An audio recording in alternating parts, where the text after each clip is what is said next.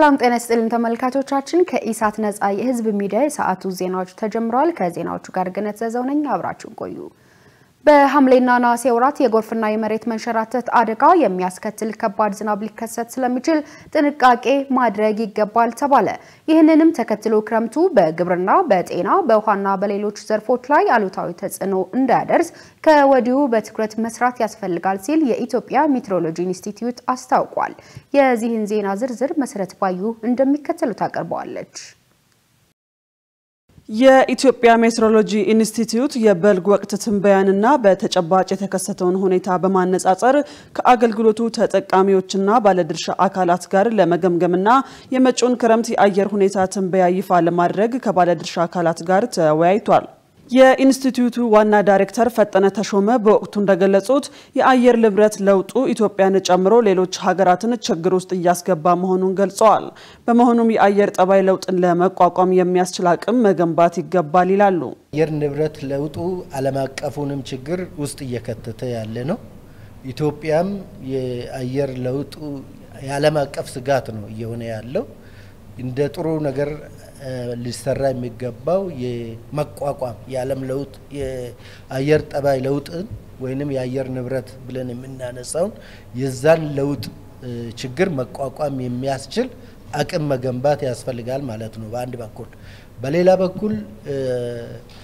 ለአየር ንብረት መለወጥ አባባሽ የሆኑ ምክንያቶችን መቀነስ ተገቢ ይሆናል ማለት ነው የካርቦን ልቀቱን የሚቀንሱ የኤሌክትሪክ ተሽከርካሪዎችን በስፋት እየተጠቀሙ ነው የነዳጅ ተሽከርካሪዎች እየቀነሱ ያሉበት ነው የክረምት ዝናብ ተጠቃሚ የሆኑ ተፋሰሶች ላይ የጎርፍ መከሰት ሊያጋጥም ስለሚችል ቅድመ ጥንቃቄ እንዲደረግ አሳስበዋል የተከዜ ተፋሰስን ጨምሮ የጣና በለስ በተለይ በጣና በለስ አካባቢ የሚገኙ በአባይ ላይ ባሉት ተፋሰሶች ላይ በጎርፍ ስጋት ውስጥ ያለ ስለሆነ ይህንን ችግር መቅረፍ የሚያስችል ስትራቴጂ መቅረጽ ያስፈልጋል ይሄ ከቅጽበታዊ ጎርፍ ሊያስከትል ይችላል በሌላ መልኩ ደግሞ የወንዝ ሙላትም ሊያጋጥም ይችላልና በወንዝ ሙላት አካባቢ ድልድዮችን ለህብረተሰቡ የሚመች መሰረተ ልማት መዘርጋት ያስፈልጋል ይህ በእንዲህ እንዳለ በሐምሌና በነሐሴ ወራት በሚኖረው ከባድ የዝናብ መጠን ስርጭት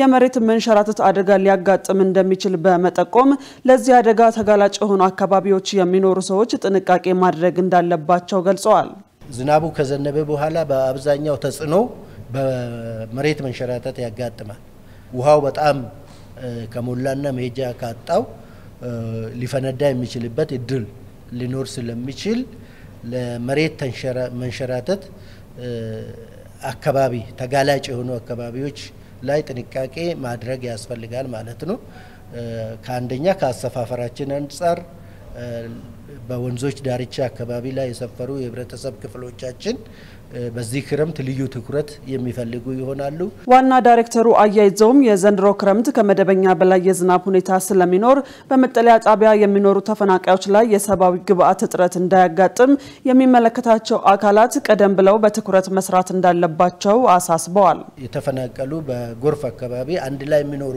ህብረተሰብ በሚያጋጥምበት ወቅት የመድኃኒት የምግብ ሰብአዊ ቁሳቁስ ሰብአዊ ድጋፎች ሊፈልጉ ይችላሉ ያ አይነት ችግር እንዳይከሰትና በትክክል ማኔጅ ሊመራ እንደሚገባ ለማሳሰብ ስለሚቻል እንዲህ አይነቱን የትንበያ በመጠቀም እነዚህን ችግሮች መቅረፍ እንዲቻል ማድረግ እንደ መልካም አጋጣሚ መጠቀም ያስፈልጋል ማለት ነው ኮሌራ የመሳሰሉት ሊከሰቱ ስለሚችሉ ማለት ነው ህብረተሰቡ አስፈላጊውን ጥንቃቄ ሊያደርግ እንደሚገባም ኢንስቲትዩቱ አሳስቧል የአነስተኛና መካከለኛ አምራች ኢንተርፕራይዞችን የማምረት አቅም ለማሳደግ የሚወሰደው ልኬት ክፍተት እንዳለበት ተገለጸ የኢትዮጵያ ኢንተርፕራይዝ ልማት ይህንን ለማስተካከልና ምርታማነትን ለማሳደግ ባለሙያዎችን በማሰልጠንና ልኬቱ እንዲወሰድ እየሰራ እንደሆነ ገልጿል መሳይ ገዛኸኝ ተጨማሪ አላት የኢትዮጵያ ኢንተርፕራይዝ ልማት በጥናት ላይ የተመሰረተ የአነስተኛና መካከለኛ አምራች ኢንተርፕራይዞችን አቅም ማጠቃቀም ልኬት በመተግበር ምርታማነታቸውን ለማሻሻል ጥረት እያደረገ ይገኛል። ከክልሎች በተሰበሰበ መረጃ መሰረት በበጀት ዓመቱ 9 ወራት የአምራች ኢንተርፕራይዞችን አማካኝ የማምረት አቅምና አጠቃቀም 58 በመቶ ማድረስ መቻሉን በተቋሙ የኢንጂነሪንግ ውጤቶች መሪ ስራ አስፈጻሚ ተወካይ አቶ ፍቃዱ አክሊሉ ገልጸዋል። የአነስተኛና መካከለኛ አምራች ኢንተርፕራይዞችን የማምረት አቅም ለማሳደግ የሚወሰደው ልኬት ክፍተት እንዳለበት ስራ አስፈጻሚው ገልጸዋል። በየ6 ወሩ እየተለካ የሚመጣው የተወሰነ ክፍተት ያለበት ሆኖ አግኝተናልና ባለሙያዎችን አስተማርተን ከነሱ ባለሙያዎች ጋር ሆነው ልኬቱን እንዲያዩና አብረው እንዲሰሩ ከዛም ወጥ የሆነ ያለካክ ዘዴ ሊኖር ለማስቻል ክፍተቱ የአቅም አጠቃቀምን በትክክለኛ ተረድተው ያለ መለካት ነው። አብዛኛዎቹ በተለይ አነስተኛና መካከለኛ ሆኖ ኢንዱስትሪዎች አንዳንድ ጊዜ ገበያ ተኮር ሆነው ነው የሚሰሩት እና ኮንቲኒየስ በር ቢሰራ ሰው በሳምንት ምን ያህል በር ይሰራል፣ በወር ምን ያህል፣ በአመት ምን ያህል መስራት ይችላል የሚለው ይሄ አቴኔብል ካፓሲቲ የሚባለው ሊደርስበት የሚችል አቅም ነው። እሱ ግን እየሰራ ያለው አሁን ዝቅ ያለ ነው። ለምን የሚለው በመሃል ክፍተቱ ተለይቶ ክፍተቱ እየተሞላ አቅሙ እንዲያድግ ነው። እዚህ ኢንተርፕራይዞች ላይ አሁን ወደ ልኬት ሲገባ እሱ እያረፈ የሚሰራውን አቴኔብል ካፓሲቲ አድርገው ነው እየወሰዱ ያሉት። አቶ ፍቃዱ አክለው ከዚህ በኋላ የሚደረጉ የአቅም አጠቃቀም ልኬት ስራዎችን ከሁሉም የክልል ዘርፍ ቢሮዎች ጋር ተቀናጅተው በመስራት ጥሩ ውጤት ለማድረግ እንደሚሰራም ገልጸዋል። እነዚህ ክፍተቶች በዛ ልኬት ወቅት ይታዩና እነዚህ ልኬቶች ኢንተርፕራይዙ ራሱ የሚሞላቸው ጋፖች ይኖራሉ። ለምሳሌ የማኔጅመንት ችግር ካለበት እንዴት ማኔጅ ማድረግ እንዳለበት ምክር ይሰጠዋል። የመብራት መጥፋት መቆራረጥ ካለ ደግሞ አካባቢው ላይ ያሉ ባለሙያዎች አካባቢው ካለው የመብራት ኃይል ጋር ተቀናይተው ያን ችግር እንዲፈቱለት ስልጠና የሚያስፈልገው ከሆነ በክልል ደረጃ ካልሆነም በፌደራል በኢትዮጵያ ኢንተርፕራይዝ ልማት በሚዘጋጁ ስልጠናዎች ላይ የስልጠናዎች ክፍተት ተሞልተው ታይተው እንዲሞሉ የሚደረግበት ፕላን ይደረግላቸዋል ማለት ነው። በዚህ መሃል እንግዲህ ጥቅሙ ምንድነው? አቅም የማምረት አቅም ኖሯቸው ያለመረቱበትን ችግር ለይተው ፈተው በቂ ምርት በማምረት ምርታማ እንዲሆኑ ታማ ሲሆኑ ደግሞ ተጨማሪ የሰው ኃይል የመቅጠር እድል እንዲኖራቸው ስለሚያደርግ ልኬቱ አሁን ያሉበትን ክፍተት እንቱ አድርጎ የሚያሳይ ነው ማለት ነው። በተጨማሪም በጥናት ላይ የተመሰረተና ወጥነት ያለው የአቅም አጠቃቀም ልኬት ማድረግ በ10 ዓመቱ የተቀመጠውን የኢንዱስትሪዎች የማምረት አቅም 85 በመቶ የማድረስ ውጥን ለማሳካት እንደሚረዳም ተጠቁመዋል። ለሁለተኛ ጊዜ በበይነ መረብ ለሚሰጠው የ12ኛ ክፍል ፈተና ከ80 ሺህ በላይ ኮምፒውተሮች እየተዘጋጁ ነው ተባለ። የሀገር አቀፍ የትምህርት ምዘናና ፈተናዎች አገልግሎት ዋና ዳይሬክተር ዶክተር እሸቱ ከበደ እንደገለጹት ለፈተና ከሚቀመጡት 600 ሺህ በላይ ተማሪዎች ውስጥ 150 ሺህ ያሉን በበይነ መረብ ለመፈተን ታቅዷል ብለዋል። ፈተናው ባለፈው ዓመት ለመጀመሪያ ጊዜ በበይነ መረብ ሲሰጥ ከመፈተኛ ኮምፒውተር አቅርቦት አንፃር በወላጆች በኩል ተማሪዎቹ ናቸው ቁሳቁስ ማቅረብ ያለባቸው የሚል ብዥታ ተፈጥሮ እንደነበር አስታውሰዋል። በመሆኑም ይህንን ችግር ለመፍታት ከሰኔ 23 እስከ ሐምሌ 8 ቀን 2017 ዓ.ም የሚሰጠውን ፈተና በበይነ መረብ ለሚወስዱ ተማሪዎች ከ80 ሺህ በላይ ኮምፒውተሮች እየተዘጋጁ መሆኑን ጠቁመዋል። ተማሪዎች በራሳቸው የመፈተኛ ቁሳቁስ እንደማያቀርቡ የገለጹት ዋና ዳይሬክተሩ ሆኖም ግን ልጆቻቸውን በግል ትምህርት ቤቶች የሚያስተምሩ ወላጆች በራሳቸው ፈቃድ ቁሳቁሶችን በድጋፍ መልክ ብቻ ማቅረብ እንደሚችሉ አስገንዝበዋል። ፈተናው ከመድረሱ ከ2 ወር ቀደም ብሎ ጀምሮ ተማሪዎች በበይነ መረብ ለመፈተን የሚያስችል ልምምድ እያደረጉ መሆኑን እንዲሁም በፈተናው ወቅት የኃይልና የኔትወርክ መቆራረጥ ችግር እንዳያጋጥም ከወዲሁ ዝግጅት እየተደረገ ይገኛል። ፈተናውን በወረቀት የሚወስዱ ተማሪዎች ሙሉ በሙሉ በዩኒቨርሲቲዎች የሚፈተኑ ሲሆን በበይነ መረብ የሚወስዱት ደግሞ በዩኒቨርሲቲዎች በመንግስትና በግል ትምህርት ቤቶች በጤናና መምህራን ማሰልጠኛ ኮሌጆች እንዲሁም በቴክኒክና ሙያ ኮሌጆች ውስጥ ባሉ ኮምፒውተሮች ይፈተናሉ ተብሏል። የትግራይ ክልልን ዳግም ወደ ግጭት ለማስገባት የሚጥሩ አንዳንድ የቀድሞ የህወሓት አመራር አባላትን ህዝቡ በጋራ ሊያስቆማቸው ይገባል ተባለ። የጠቅላይ ሚኒስትሩ የምስራቅ አፍሪካ ጉዳዮች አማካሪ ሚኒስትር ጌታቸው ረዳና የመስኖና ቆላማ አካባቢ ሚኒስትር አብርሃም በላይ በአዲስ አበባ ከሚኖሩ የትግራይ ተወላጆች ጋር በትግራይ ክልል ወቅታዊ ሁኔታ ዙሪያ ውይይት እያደረጉ ነው። ጌታቸው ረዳ በሰጡት ማብራሪያ የፕሪቶሪያ የሰላም ስምምነት ከተፈረመ በኋላ በህገ መንግስቱና በፕሪቶሪያው ስምምነት ተፈናቃዮችን በሚፈለገው ልክ ወደ ቀያቸው መመለስ አለመቻሉን አንስተዋል። ለዚህም በትግራይ ክልል በስልጣን ላይ ያለው ኃይል የህዝቡን አጀንዳ ከማስቀደም ይልቅ ስልጣንና ስልጣን ብቻ በማለቱና እዚህ ግባ የሚባል ስራ ባለመስራቱ መሆኑን ተናግረዋል። ከአሁን ቀደም የተፈጠረው ግጭት የትግራይን ህዝብ ዋጋ እንዳስከፈለው የገለጹት አማካሪ ሚኒስትሩ የትግራይ ህዝብ ተመሳሳይ ነገር እንዳያጋጥመው የነዚህን ኃይሎች እኩይ ፍላጎት እንዲያውቅ እያጋለጥን ነው ብለዋል።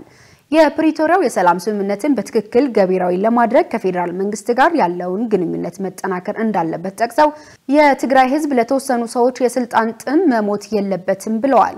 በአሁኑ ወቅት 99% የሚሆነው አመራር ሰላም ፈላጊ መሆኑን ገልጸው እነዚህን ጥቂት የግጭት ጠማቂዎች በጋራ ልንገታቸው ይገባል ብለዋል። ዓለም አቀፍ የሐኪሞች ቡድን ከደቡብ ሱዳን ጥቃት የሚሰደዱ ስደተኞችን ለመርዳት ወደ ማታር ተዛወረ። የዓለም አቀፍ የሕክምና በጎ አድራጎት ድርጅት ድንበር የለሽ የሐኪሞች ቡድን በደቡብ ሱዳንና ኢትዮጵያ ድንበር አካባቢ በተባባሰው ግጭት ምክንያት የሕክምና አገልግሎትን ከድንበር ከተማ ቡርበዬ ወደ ጋምቤላ ክልል ወደምትገኘው ማታር ማዛወሩን አስታውቋል። ይህ እርምጃ በሺዎች የሚቆጠሩ የደቡብ ሱዳን ስደተኞች ከቡርበዬ ተነስተው ወደ ማታር በመሄድ ላይ ባሉበት ወቅት የመጣ መሆኑ ተገልጿል። በጋምቤላ ክልል በዋንቷ ወረዳ እየተስፋፋ ካለው የኮሌራ ወረርሽኝ በተጨማሪ ከደቡብ ሱዳን የላይኛው ናይልና ጆንግሌ ግዛቶች በሚመጡ ስደተኞች ፍሰት ምክንያት ክልሉ ከፍተኛ ችግር ውስጥ ገብቷል። የድርጅቱ ሰራተኞች በማታር ተገኝተው የኮሌራ ወረርሽኝን ለመከላከልና የሰዎችን አስቸኳይ የሕክምና ፍላጎት ለማሟላት እየሰሩ መሆኑ ተጠቁሟል። በአሁኑ ወቅት በማታር ከ35000 እስከ 85000 የሚገመቱ ስደተኞች የሚገኙ ሲሆን አብዛኛዎቹ በተጨናነቁ ጊዜያዊ መጠለያዎች ውስጥ ይኖራሉ ተብሏል። ድርጅቱ ከለጋሾች ከተባበሩት መንግስታት ድርጅትና ከሌሎች የሰብአዊ ድርጅት አጋሮች አስቸኳይ እርምጃ ያስፈልገናል ሲሉ አሳስቧል ማለቱን የካፒታል ጋዜጣ መረጃ ያሳያል። የዜጎች የመግዛት አቅም መዳከሙን የኢትዮጵያ የኢኮኖሚክስ አሶሲዬሽን ገለጸ። የኢትዮጵያ ኢኮኖሚክስ አሶሲዬሽን ከፈረንጆቹ 2019 ወይም በኢትዮጵያ የዘመን ቀመር 2011 ዓ.ም የዜጎች የመግዛት አቅም በከፍተኛ ሁኔታ መዳከም አሳይቷል በማለት አደረኩት ያለውን ጥናት ይፋ አድርጓል። ይህም የሆነው ባለፉት 10 ዓመታት የሀገሪቱ ገንዘብ የምንዛሬ ተመን ማሽቆልቆል አንዱ ምክንያት ሆኖ በጥናቱ ተቀምጧል። በዚህም የዜጎች የነፍስ ወከፍ ገቢም በማሽቆልቆሉ የመግዛት ፍላጎት እንዲወርድ ማድረጉን አራዳ ከወጣው የጥናት ሪፖርት ተመልክቷል። አሶሲዬሽኑ በጥናቱ ከ2011 ዓ.ም በፊት ከፍላጎት ይልቅ የምርት አቅርቦት ከፍተኛ እንደነበር አመላክቷል። ይሁን እንጂ ባለፉት 6 ዓመታት ግን በተቃራኒው የምርት አቅርቦት ሲቀንስ የፍላጎት መጨመር በመከሰቱ ከፍተኛ የዋጋ ግሽበት እንዲጨምር ምክንያት ሆኗል ሲል አሶሲዬሽኑ ይፋ አድርጓል። የጨመረው የዋጋ ግሽበትና የዜጎች የነፍስ ወከፍ ገቢ የተመጣጠነ ባለመሆኑ የመግዛት አቅም እንዲዳከም አድርጎታል ተብሏል በጥናቱ። በመሆኑም ፍላጎትና አቅርቦት የተመጣጠነ እንዲሆን የግል አልሚዎች ወደ አምራች ዘርፉ እንዲሰማሩ ለማድረግ አስቻይ ሁኔታዎችን መፍጠር ያስፈልጋል ነው የተባለው። እንዲሁም ተለዋዋጭ ያልሆነ የረጅም ጊዜ ፖሊሲ መቅረጽና አምራች በሆኑ አካባቢዎች ላይ የሚስተዋለውን የጸጥታ ችግር በዘላቂነት መፍታት ለተነሱት ችግሮች መፍትሄ ሆነው ቀርበዋል ማለቱን የአራዳ ኤፍኤም ዘገባ ያመለክታል። በአዲስ አበባ ከተማ የተቀናጀ የኩፍኝ በሽታ መከላከያ ክትባት ዘመቻን ሊያካሂድ መሆኑን የአዲስ አበባ ከተማ ጤና ቢሮ ገለጸ። ዘመቻው እድሜያቸው ከ9 ወር እስከ 5 ዓመት የሆኑ ህፃናት ከግንቦት 18 እስከ 27 ቀን 2017 ዓ.ም ድረስ በጊዜያዊ የክትባት መስጫ ጣቢያዎችና በጤና ተቋማት እንደሚሰጥ ቢሮ በሰጠው ጋዜጣዊ መግለጫ አስታውቋል። ለዚህም ተግባር በከተማ አስተዳደሩ ያሉ 94 የጤና ጣቢያዎችና 1536 ጊዜያዊ የክትባት መስጫ ጣቢያዎች ዝግጁ መሆናቸውን የአዲስ አበባ ከተማ አስተዳደር ጤና ቢሮ ኃላፊ ዶክተር ዮናስ ጫላ በሰጡት ጋዜጣዊ መግለጫ ተናግረዋል። የቫይታሚን ኤን ጨምሮ ለምግብ እጥረት የተጋለጡ ህጻናትን መለየት፣ ከተወለዱ ጀምሮ ምንም ክትባት ያልወሰዱ ህጻናትን እንዲሁም በወሊድ ምክንያት የተጎዱ እናቶችን መለየት፣ የክትባት ክትትል ባለማድረግ ለህመም የተጋለጡ ህጻናትን የመለየት ስራ በዘመቻው የሚከናወን መሆኑን በመግለጫቸው ተመላክቷል። ዘመቻው የተሳካ እንዲሆን ባለድርሻ አካላትና የከተማው ነዋሪ የበኩሉን ድርሻ እንዲወጣም ጥሪ ተላልፏል። የተከበራችሁ ተመልካቾቻችን ከኢሳት ነጻ የህዝብ ሚዲያ የሰዓቱ ዜናዎች እንደቀጠሉ ናቸው። አሁን ደግሞ ወደ ውጭ ዜና ተሻገርኩ። ከእስረኞች ልውውጥ በኋላ ራሽያ የሰላም ስምምነት ረቂቅ እንደምታቀርብ አስታወቀች። አውሮፓውያን ለዩክሬን የሚያደርጉት የድሮን ድጋፍ የሰላም ንግግሩን ያደናቅፋል ተብሏል። ሸሪፍ ይማም ተጨማሪ ያለው የእስረኛ ልውውጡ እንደተጠናቀቀ ራሽያ ዝግጁ ናት ለዩክሬን ለረጅም ጊዜ የሚቆይ የሰላም ስምምነት ረቂቅ ለማቅረብ ብለዋል። የራሽያ ውጭ ጉዳይ ሚኒስትር ሰርጌይ ላቭሮቭ አርብ ዕለት ላቭሮቭ በመስሪያ ቤታቸው ድረገጽ በተላለፈ መልእክት እንዳሉት ራሽያ የሰላም ስምምነት እንዲደረስ አጥብቃ ትሰራለች። 3 ዓመት የሆነው የሞስኮና ኪየቭ ጦርነት እንዲያበቃ ብለዋል። ዩክሬን በርካታ ቁጥር ያላቸው ድሮኖችን ለቀናት ወደ ራሽያ ማስወንጨፏንም አውግዘዋል። በጥቃቱ ጉዳት መድረሱና የአየር ትራፊኩን መስተጓጎሉ ተናግረዋል። አውሮፓውያን ዩክሬንን የድሮን ጥቃት እንድታደርስ ያገዟት ነው። ይህ ደግሞ በአሜሪካው ፕሬዝዳንት ዶናልድ ትራምፕ እየተደረገ ያለው የሰላም ጥረትን ያስተጓጉላል ብለዋል። ራሽያና ዩክሬን እያንዳንዳቸው አርብ ዕለት 390 እስረኞችን ለቀዋል። በቀጣይ ቀናትም ተጨማሪ እስረኞችን እንደሚለቁ ተናግረዋል። ራሽያና ዩክሬን ወደዚህ ስምምነት የመጡት ባለፈው ሳምንት በቱርክ ኢስታንቡል ባለስልጣናት ከተነጋገሩ በኋላ ነው። እኛ ለሰላም ስምምነት ቁርጠኞች ነን፣ ሁልጊዜም ለንግግር ዝግጁ ነን። በቅርቡ በኢስታንቡል በተደረገው ንግግርና በተደረሰበት ስምምነት መሰረት ለትግበራ ዝግጁ ነን ብለዋል ላቭሮቭ። በስምምነታችን ሁለተኛ ምዕራፍ ላይ አጥብቀን እየሰራን ነው። በሁለታችንም በኩል እንድናዘጋጅ የተወሰነውን የመግባቢያ ሰነድ ለማዘጋጀት አስተማማኝና ዘላቂ ሰላም ሊያረጋግጥ የሚችሉ ሁኔታዎችን የያዘ ዶክመንት ለማዘጋጀት ብለዋል። የጦር እስረኞች ልውውጡ እንደተጠናቀቀ ለዩክሬን በራሽያ በኩል የተጠናቀቀ ረቂቅ ዶክመንት ለማስረከብ ዝግጁ ነን ብለዋል ላቭሮቭ አያይዘው እንዳሉት የዩክሬን የድሮን ጥቃት ባለፉት 3 ቀናት 800 ያሉ ራሽያን ኢላማ ያደረጉ ነበሩ። ይህ ደግሞ በቅርብ ቀናት ኪየቭን የጎበኙ የአውሮፓ ህብረት ሀገራት መሪዎች ድጋፍ ነው ብለዋል። ሁሉም ተጠያቂ ናቸው፣ ለደረሰው ጥፋት ኃላፊነት ይወስዳሉ ብለዋል ላቭሮቭ አውሮፓውያንን። ይህ በግልጽ የሚያሳየው ነገር ቢኖር በኢስታንቡል የተደረሰውን የሰላም ንግግር ማደናቀፍ ነው ብለዋል። ምንም አይነት ትንኮሳ ቢደረግ እኛ ስራችንን እንቀጥላለን በማለት በኪየቭ የዩክሬን የውጭ ጉዳይ ሚኒስትር አንድሬ ሲባ ለሪፖርተሮች እንደነገሩት ኪየቭ በራሽያ በኩል የሚቀርበውን ምክረ ሀሳብ በንግግር እንዲሆን ትፈልጋለች። የተኩስ አቁምና ንግግሩ በዩክሬኑ ፕሬዝዳንት ቮሎዲሚር ዜሌንስኪና በራሽያው መሪ ቭላዲሚር ፑቲን መካከል እንዲደረግ ብለዋል። የዩክሬን መገናኛ ብዙሃን አንድሬ ሲባን ዋቢ አድርገው እንደዘገቡት ኪየቭ ስብሰባውን የአሜሪካው ፕሬዝዳንት ዶናልድ ትራምፕም እንዲካተቱ ፍላጎት አላት። የድሮን ጥቃትን በተመለከተ በዩክሬን በኩል ቁጥብ አስተያየት ነው የተሰጠው። አርብ ዕለት በማዕከላዊ ራሽያ ሊፕቲስክ ክልል የባትሪ ፋብሪካ መመታቱን አምነዋል። ዩክሬን በበኩሏ በየጊዜው ከራሽያ የሚመጡ የድሮን ጥቃቶችንም አውግዛለች። በ3 ዓመቱ ጦርነት የከፋ የተባለው ሁለት የተፈጸመው የድሮን ጥቃት ቤቶች አፍርሷል፣ አንዲት ሴትም ገድሏል። ባለስልጣናት እንዳሉት በደቡብ የኦዴሳ ከተማ አርብ ዕለት ራሽያ በወደብ መሰረተ ልማት ላይ በፈጸመችው ጥቃት 2 ሰዎች በሚሳኤል መገደላቸውም ተገልጿል። ዜናውን ስናዘጋጅ አረብ ኒውስ እና አልጀዚራን በመረጃ ምንጭነት ተጠቅመናል። ኢራንና አሜሪካ በሮም ጣሊያን ያደረጉት የኒውክሌር ድርድር ብዙ ለውጥ አልታየበትም ተባለ።